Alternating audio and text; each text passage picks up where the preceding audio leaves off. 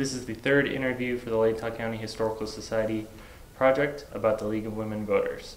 Interview conducted by Nick Cousino on November 17th, 2017. What is your name? My name is Joan Klingler. And how long have you lived in Moscow? Since 1977. And how long have you been a part of the League of Women Voters? I joined the local league in 1982. Excellent. Was there anyone who encouraged you to join, or maybe a particular, like something that was going on politically at the time? I was working with Pat Scott, who also lives in Moscow. We were working at the University of Idaho, and she asked if I would like to go to a meeting of the League of Women Voters, and at that time it was held in what used to be the home ec building in the basement, and we used to meet there. We've met at various places around town, but Pat was the one that encouraged me. She's past president. Excellent. And just kind of what do you think is the most important part of the League of Women Voters? I think activism. I think getting involved in issues and really following them till the end. We take positions on issues and come to consensus. We get involved locally, statewide, and nationally, and internationally. Not us personally, but the league itself. And it really helps us understand how important local issues are. Are there any particular projects that you're more proud of or excited about than any others? We've had a lot. I don't know if you have a list of all the ones we've studied. Not the recent ones. Not the recent ones. The older ones, I would say when I look at them, I look at what the League has studied, and it has morphed into an important part of Moscow. We've studied solid waste, recycling, Paradise Creek, alternative schools, after-school childcare, after-school activities for youth, and our most current study is adverse childhood ACEs.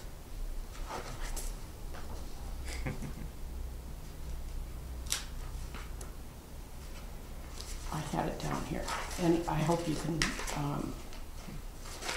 I hope you can edit some of this stuff because. Oh, of course. Oh, adverse childhood experiences. Ah. In other words, what experiences in a child's life early on affects the way he is today, whether it's parents drinking or homelessness or.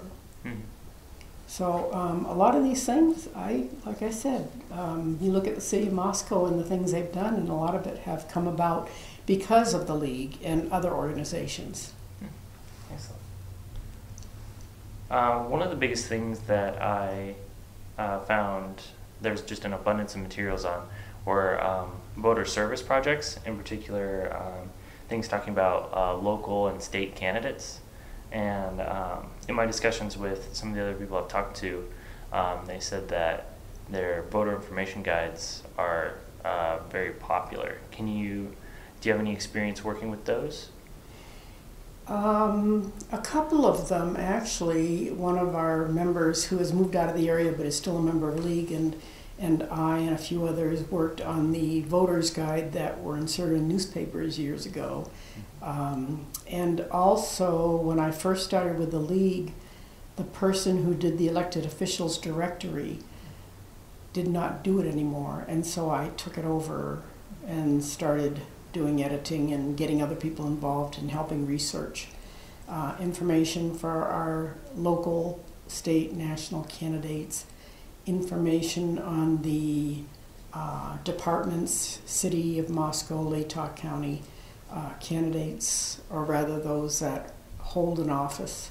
And so did that for a number of years. It was a lot of work, research especially, but we had a lot of help. Yeah.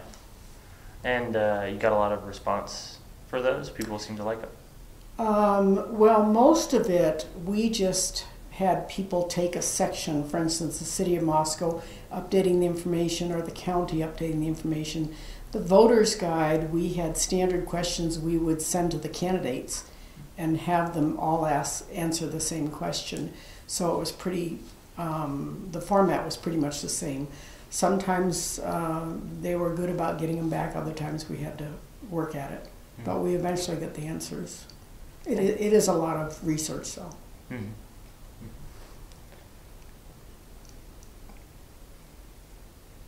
Let's see.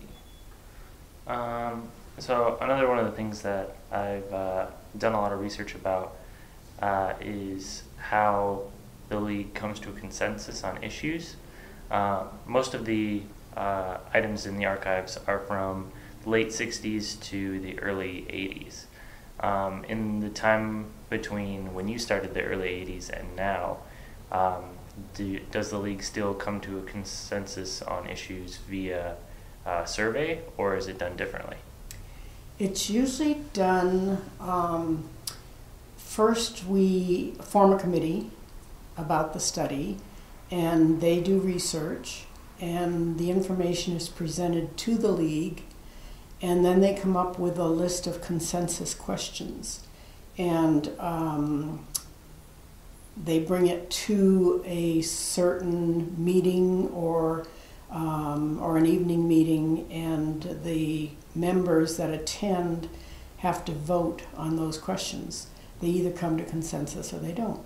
And out of all those questions, usually a report is written, and sometimes it's a very big issue like poverty in Leetah County, which we did a few years ago.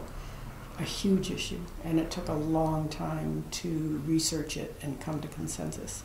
If we don't come to consensus, then we cannot publicly make a statement about this issue and how the league feels about it. We can talk about it individually, but we cannot speak from the league's standpoint if we haven't come to a consensus. So it's basically mutual agreement on a question or an issue. Excellent. How often does the league meet? We hold speaker series. We try not to call them meetings because they are speaker series. And we have a schedule we publish every fall and every spring semester because we follow the university schedule. So we have our speakers every Wednesday from 12 to 1 in the Fisk room of the 1912 Center. We don't meet during the summer. We don't meet during holidays. So quite a lot of research. We have a program committee that gets the speakers, confirms with them, sends notes afterwards, makes sure they have all the equipment they need. So it's a great committee. Excellent. Yeah, changes from year to year, but it's a great committee. You said that you follow the university schedule. Do you get a lot of your membership from university students? We have a special student rate, which is a little bit different, a little bit lower than general membership rate. We have not had a lot of students join, and one of the things we're trying hard to do is to get younger people to join. And we have had younger membership over the years. I think with most organizations, and it happens with other organizations too, the members are getting older. Younger people don't tend to join groups as much as they used to. At least that's the consensus we've come to. So we do have more younger members than we used to. And actually almost 30% of our membership is men. Oh. So we're very proud of that. And we're also the largest league in the state. Wow, that's excellent. I've heard from talking to Dulcie and Sue in particular that there's been kind of a sudden growth in the last couple of years of been getting more members recently. Can you speak to that at all? Well, I'm membership chair, so I guess I can. Oh, okay. I think the thing that has brought in the most members is our speaker series. And getting our information about the speakers published in the newspaper. If you read the newspaper, you'll see little blurbs each week about who's going to talk, what topic they're going to cover, and where and what time. And they're always free and open to the public. And so we've had quite a few members that realize we're not just about voting and getting people to vote and things like that. We are about issues and studying them. And I think that's brought in a lot of new members. We have 128 members right now. Wow. And 35 of them are men. And so that's 27%. And I think that has helped more than anything, because other leagues in Idaho are having a problem with membership too. They don't meet with the speakers as often as we do. That makes a huge difference. Have you seen any kind of change over time in the way things are done versus when you started versus now? Not so much with the league, because we still study the issues. There's a certain process that we use to come to that consensus.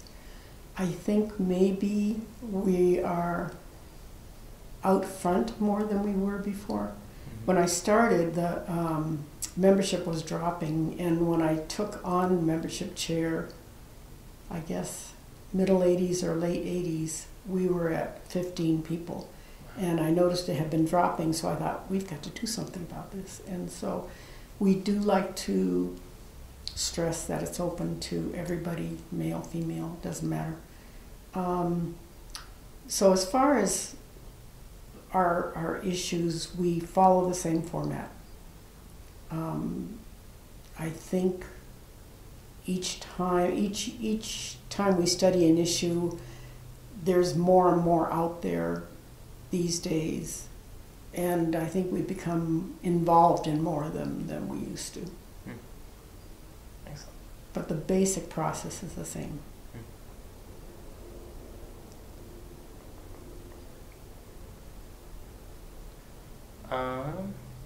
So next thing we talked about it a little bit before the recorder was turned on, but can you tell me a little bit more about the N95 Homecoming, where you guys walked? Got a picture right there.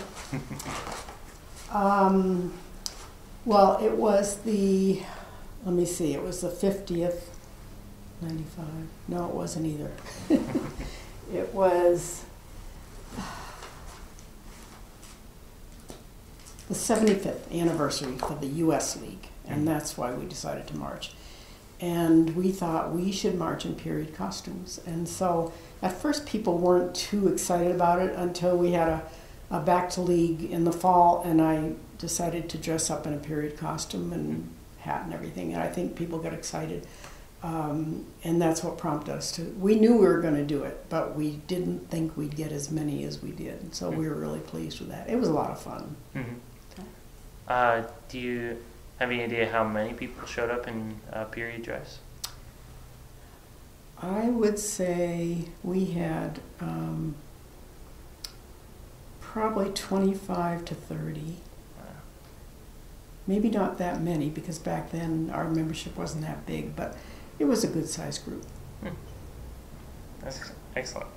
And was it mostly older folks, or was it evenly distributed? It was a really a good mixture, and I don't know if you have this picture, but one of our newest members had just had a baby, so she marched along with us with her baby in the baby carriage. It was a mixture. We had some of the older people, and we had younger ones, and yeah. That's great. It was fun. Another thing that I talked to with Dulce and Sue was about the how you used to have observer corps who would go to town meetings and report back, and that there's kind of a, Sue was saying that there's starting to be kind of a push to get that back. Can you speak to that at all? That was very big when I was probably before they were members, and members would volunteer to go to a public meeting we had school board, and we had city council and county commissioners, and anything we could get a volunteer for. And we would go to the meeting with our notebooks, and of course they were open to the public, so they couldn't exclude us. And we take notes, and then we report back to the members about what happened at that particular meeting. And eventually we had people that just couldn't get enough people to do the meetings, but we'd love to get them back again. They're very active in the Pullman League. I noticed that they, in their newsletter, they have people doing all kinds of work with the Observer Corps. We have these big buttons we used to wear, and Observer Corps League of Women Voters. And I think it's important because some of the meetings are covered by the press, but not all of them. And so this way we can go to the meetings, report back to the members. If we see something we think is interesting, we could study it, or maybe do a push for action on a particular subject, whether it's the alternative schools or, you know, after-school childcare. And we feel as though some of the issues like the after-school childcare and childcare itself makes a difference with Moscow, because Moscow has the strictest childcare regulations in the state. The state isn't as strict as Moscow, and we feel as though we had something to do with that. But it's kind of interesting, but it's harder to get people out at night now. Yeah. I think that's what makes a difference. Getting them out at night and then taking notes and reporting back. I think it could be done, especially with our large membership now. Is there anything that you feel I've left out in my questioning, or anything that you want to particularly speak to? I think we've pretty much covered it all. We're very proud of our league. We've really run with a lot of issues. I think we've made a difference in Moscow. And leagues across the states and National League have done that. Our U.S. League speaks to gun control and redistricting and voter fraud and government and money in politics. And a lot of that is covered also with state league, and certain of them with local league. Some of them are huge, and we just don't feel we can, you know, delve into it. But we can still study it. Excellent. So I think we made a difference. Yeah, I think so too. I hope so, anyway. Thank you so much for your time. I hope you can edit some of those.